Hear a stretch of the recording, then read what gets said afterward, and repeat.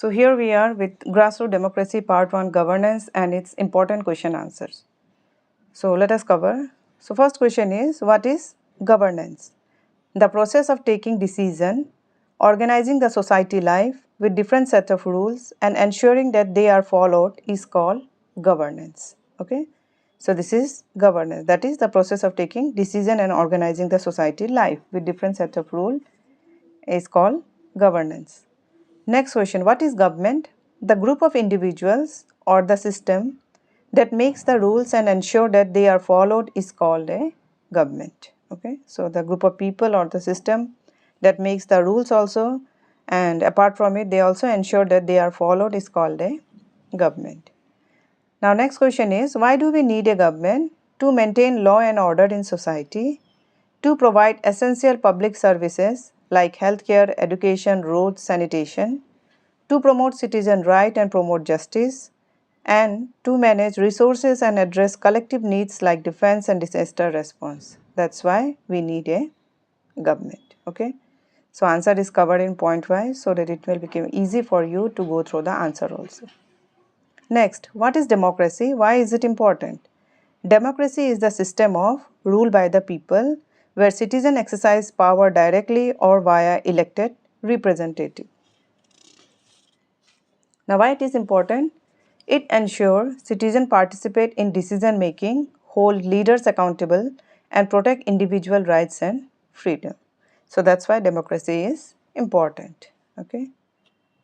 Next question is, how does citizen participation strengthen governance? So it ensures government remain accountable. It prevents misuse of funds and resources. It also enables decisions to reflect local needs. It builds trust and legitimacy in governance process. Example, voting in election, attending local meeting, raising concern or protesting responsibly. Okay, that's why citizen participation just strengthen the governance. Okay, because it ensure that government is working proper or not. Government is accountable to the citizen of the India. Okay, so that's why citizen participation is very much important. Next, what is the difference between direct and representative democracy? So direct democracy is people directly participate in decision making. It is used in small communities or countries. Okay, and representative democracy, people elect representative to make decisions on their behalf, and it is used mostly in large countries like India. Okay, so here we have representative democracy. We elect representative to make decision on our behalf. Next question is, what is the role of the legislature? So the legislature is responsible for making laws. It discusses, debates and passes new laws and can also amend or remove old one. Okay, so this is the role of legislature. Now what is the function of the executive? The executive is responsible for implementing and enforcing laws. It includes the president, prime ministers, ministers and government officers. Okay. So it is responsible for implementing and enforcing the laws. Next, what does the judiciary do?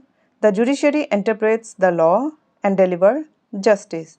It settles disputes, protects rights and ensures that laws are followed fairly. It includes courts like the Supreme Court, High Court and the lower court. Okay, this is the role of judiciary. Now, why is the separation of power important? Separation of power ensures that no single organ has total control, that is the legislature or the executive or the judiciary. Each organ checks the others and prevents misuse of power, ensuring fair governance. Now, how do the three organs work together?